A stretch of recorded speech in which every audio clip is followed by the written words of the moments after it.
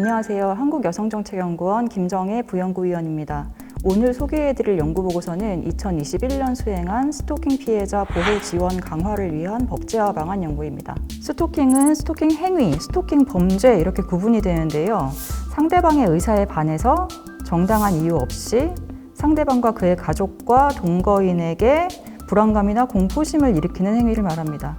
그리고 이러한 행위가 지속적으로 혹은 반복적으로 발생하면 스토킹 범죄가 됩니다. 스토킹은 실제로는 매우 다양한 방법으로 일어날 수 있습니다. 우리 사회의 스토킹 발생 규모를 정확히 추정하기에는 아직 자료가 충분하진 않습니다. 하지만 경찰 전화 신고 접수 건수만 봐도 지난 3년간 총합이 10,000여 건이 넘고요. 법 시행 이후에는 훨씬 더 많은 숫자의 신고가 들어오고 있습니다. 그동안 스토킹에 대한 제재는 경범죄 수준에 그쳤습니다. 처벌 수위가 낮고 피해자 지원이 원활하지 못했기 때문에 스토킹 피해자들은 신고나 지원 요청을 포기하곤 했었죠. 가해자 처벌이나 피해자 보호 조치가 이루어지지 않아서 피해자의 신체나 생명을 위협하기도 하고 방치하게 되면 더 커다란 범죄로 확대되기도 했습니다. 2021년 10월부터 스토킹 처벌법이 시행되고 있습니다. 스토킹 처벌법은 관련법 제정안이 발의되기 시작한 이후에 20년 만에 이루어진 입법 성과입니다. 그동안 스토킹은 특히 연인 관계처럼 친밀 관계에서 발생할 경우에는 개인적으로 해결할 문제로 치부되었습니다.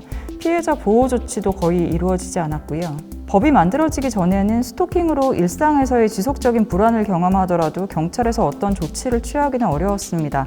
대응을 할 만한 법적인 근거도 딱히 없었습니다. 하지만 이제는 특별법이 만들어지면서 스토킹 전반에 대한 어떤 구체적인 규제가 가능해졌습니다. 처벌법이 마련되기는 했지만 시행되기 이전부터 이미 개정에 대한 목소리들이 나오고 있고 개정안이 제출이 되기도 했고요. 피해자 보호 관련 법률은 아직 만들어지지 않아서 피해자 보호 지원 관련 정책이 아직 힘있게 추진되지는 못하고 있는 상황입니다. 스토킹 처벌법에 스토킹의 정의가 좀 좁은 상태인데요. 접근하고 도달하고 하는 행위 중심으로 되어 있기 때문에 이에 준하는 행위처럼 보충적 구성 요건을 두어서 정의를 좀 확대할 필요가 있다고 생각이 되고요.